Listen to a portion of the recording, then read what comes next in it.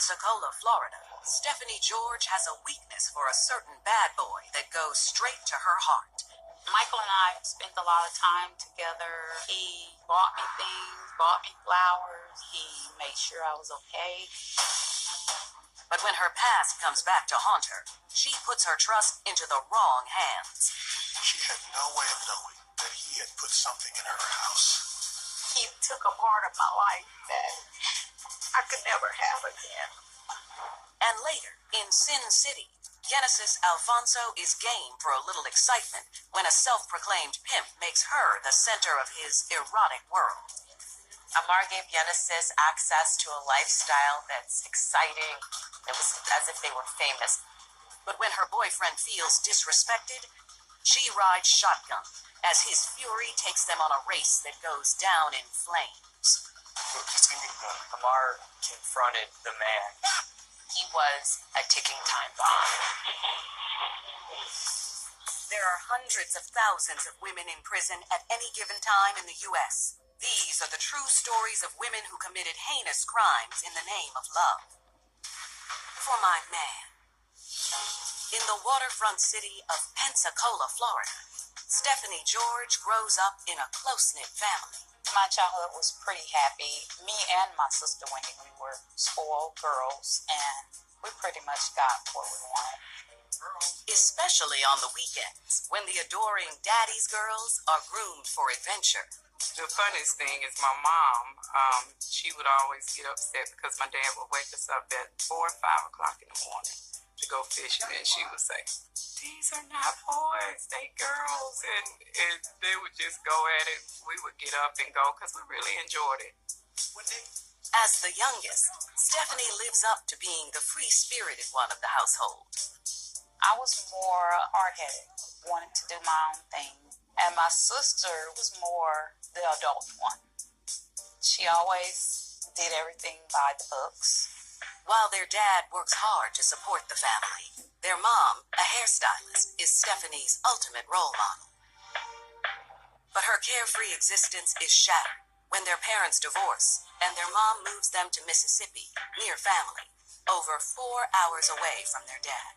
It really affects you when you have to pull towards mom or dad because you want them both together. It was really emotional for the both of us. It's so fortunate when siblings have a close relationship, especially dealing with something like divorce, because the support they give to one another can help them with regard to coping with this kind of a tragedy. After several years of splitting their time between two homes, Stephanie and her sister settle in full-time with their mom when she moves back to Pensacola and opens her own hair salon. By her junior year, the 16-year-old already has her sights on a career. During high school, I ended up going into cosmetology school. I graduated from there. I ended up getting my license, and I did hair at my mom's shop. Between working and school, the 11th grader still manages to find time for romance with 16-year-old John Lerner. He was always around the neighborhood where I grew up at. We ended up becoming an item. He was a good guy. He was a class clown. I really liked him. While their puppy love doesn't stand the test of time, they're unexpectedly tied together for life. I ended up getting pregnant in my 12th grade year, and I had my son, and I graduated in June. The following year, the 19-year-old moves into her own apartment with her toddler and continues working full-time at her mom's salon. But she soon finds a handsome distraction when she meets 23-year-old Michael Dickey. He knew me through my son's father. They grew up in the same area. He was a gentleman. Bought me things, bought me flowers. He was flashy. He drove nice cars. He dressed it well. He loved the material things. And I think that's what she may have liked it in him. But Stephanie's family doesn't approve of her new boyfriend. Michael was a convicted felon. He had been convicted of burglary and grand theft. Michael didn't have a job, and he was doing all the wrong things to get money. Stephanie suspects he may be involved with drugs. I never saw what was going on. I just knew he had a lot of money. But it doesn't stop Stephanie from falling in love. Michael and I, first couple of years together, they were wonderful. We did things. We went out of town. He took care of my son. He did things that I couldn't do for myself. Love is a strong emotion, and it's easy to overlook someone's flaws when they're providing not just for you, but for your entire family. A little after 2 years together, Stephanie shares some bittersweet news with her man. When I found out that I was pregnant, he was so excited. But at the time, I felt like the relationship had became sour. This is my baby. We're going to take care of this. I've learned that guys feel as though if they have a kid from you, that you're their property, in a sense. And that's the effect that I got from Michael. But before he has a chance to win back her affection, he's arrested for drug possession and firearm charges, earning him 5 years in prison.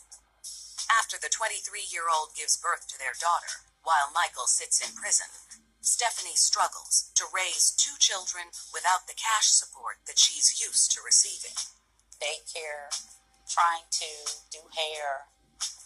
It became a turning point where I had to find another means of money.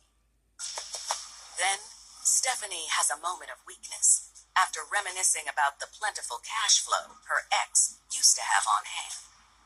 I ended up dealing drugs myself. And I felt, okay, I'll just do this a couple of times to catch up on my bills. Because a single deal can support a family for a week, it's easy for someone to focus on feeding their family and therefore taking that risk. But the more cash she brings in, the more she stands to lose. She was risking her freedom. She was risking losing her children. And when she puts her trust in Michael again, her decision will come back to haunt her in the worst possible way. I was so angry, I jumped across my coffee table and started fighting. Michael Dickey, the man Stephanie George depends on, is thrown into prison. The single mom starts dealing drugs to provide for her family in Pensacola, Florida. At this point, I have 2 kids, and trying to support them, it was pretty hard. I'm still doing hair, and I did what I had to do. But a year after flying solo, romance kicks up once more when Stephanie meets 25-year-old Anthony Dole. Well, he was a smooth operator. If someone is lonely or falls on hard times, it's not uncommon for them to want some affection. It can be a soothing distraction from their reality. But their casual love gives them far more than they bargained for when Stephanie gets pregnant. By the time she gives birth to her second son, her relationship with Anthony is over, but he sticks around for their little boy. Anthony was a pretty good father. He took care of his business. But with 3 children now to care for, the 24-year-old continues to sell drugs, until one day when it all comes crashing down on her. I was at home, and I had something on me, and I was pretty much set up by a CI that came in and wanted something from me. Stephanie was initially arrested during an undercover operation in which she was caught red-handed with crack cocaine. Stephanie's charged with possession of cocaine with the intent to distribute, and sale and delivery of cocaine. For the 2 charges, the remorseful mom is sentenced to 9 months in a work release program, running concurrent with 1 year of probation. My mother had her own shop, so that's where I was going every day. I would check out, go to the shop, do hair. I went to stay at her place so that I can care for the kids while she was there. After 9 grueling months of the structured routine, being on probation opens up her life to a new chapter. Stephanie did learn a lesson after that. She had an apartment with her and her kids. and she would do her hair from home. She was doing well. She was taking care of the kids. I was at that point where no more bad guys. I knew that I had to do right, and not for myself, but for my kids' sake. As Stephanie lives the straight and narrow, 3 months later, her ex, Michael Dickey, is released from prison. The single mom has a tough choice to make. He contacted me and stated he wanted to see his daughter. She wanted to see her dad. And all I felt was that same pain that I had when my mom took us away from my dad. So I pretty much wanted her to be a part of his life. This is a strong motherly instinct to shield their children from the same pain they may have felt as a child. But within a few days, the 25-year-old quickly figures out that Michael hasn't been rehabilitated. He started back to his same old tricks.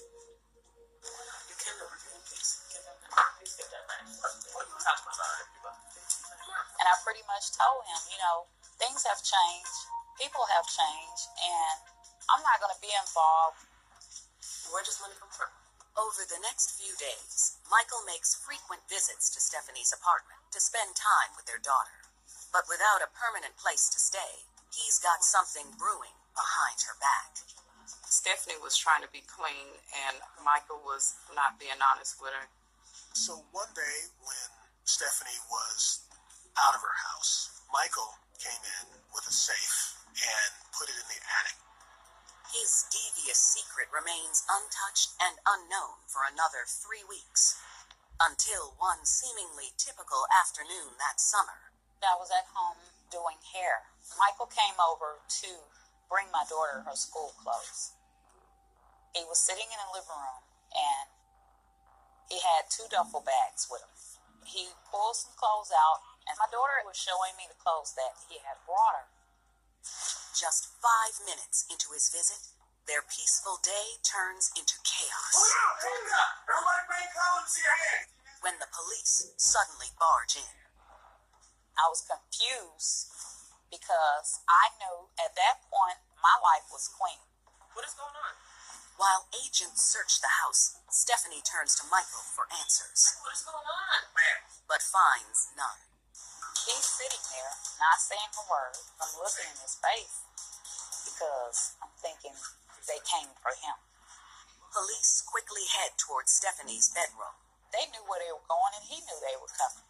Agents discover the large bag with a locked safe from the attic and search for the key. When the police searched Stephanie at the scene, of course, she had nothing on her. Then, the rising chaos reaches a boiling point when police find the key on the table near Michael. And they found about a half kilo of cocaine and about $14,000 in the safe that Michael had placed in the attic. So whoever he was dealing with had got busted, and he had told them that he had stashed it at my house. I was so angry, I jumped across my coffee table and started fighting him. So they end up handcuffing me. Stephanie denies knowing anything about the stash, but it doesn't matter. Both Michael and Stephanie are arrested and charged with conspiracy and trafficking cocaine over 400 grams. My daughter was at home during the time that I was being arrested, and I was so shamed and hurt about the whole incident. A mother that has to separate from her children, well, that's not only traumatizing for the kids, but it's also really scary for the mother, too. Her children stay with her sister, Wendy. When questioned by police, Michael admits the cocaine and money belong to him. Even though Stephanie remains adamant that she has nothing to do with her ex-boyfriend's drug sales, she's completely unprepared for the severe reality she's faced with. Stephanie had 2 previous felony convictions for non-violent drug offenses. And because of the 3 strikes and you're out rule in Florida, she was facing life as a mandatory minimum. It seemed unreal facing a life sentence. I was scared to be away from my kids and my family and not knowing where this would lead me to. Unwilling to take the fall for the man she once trusted, Stephanie pleads not guilty and puts her fate in the hands of a jury. I think what really woke me up when I heard my mom scream. And later, in Las Vegas trial, the judge remarked on what some have coined the girlfriend problem in the illegal drug industry. He dealt with a lot of cases where women were being involved with guys and guys using them as their stash house or to be their pawn. Ironically, many of them receive harsher sentences because they have no information to trade. Stephanie George is not willing to go down with her ex-boyfriend after police find his hidden drugs in her Pensacola, Florida home. Michael's story was that Stephanie was very involved and that she knew about the drugs. But his calculated version of the story couldn't be farther from hers. I felt very betrayed by Michael because I actually thought that he and I could be friends and raise our daughter without him wanting to do the wrong thing in life. The terrified mom denies all involvement in his illicit scheme, but it's her word against 5 different defendants who were involved, taking plea deals in exchange for their testimony against Stephanie. Guys that got up there she never seen a day in her life. So it was horrible. The witnesses against Stephanie were cooperating in order to receive reduced sentences. So they testified against Stephanie as part of that cooperation. In the end, the jury finds the 26-year-old guilty of all charges. The judge sentences Stephanie George to life in prison, without the possibility of parole. I was numb to it. Just hearing it, I think what really woke me up when I heard my mom scream. When you're in a moment that devastates your life, most people go into shock. Your brain stops processing the information. Even though he admitted to the crime, Michael Dickey is sentenced to 150 months in prison. A moment that hits Stephanie harder than ever. I felt like I was robbed of my life and I was betrayed. During her first 10 years of incarceration, she desperately tries every avenue to pursue appeals, but they are all denied. So she makes the best use of her time. I can't say all my time gone is bad time. I've learned so much about life, about the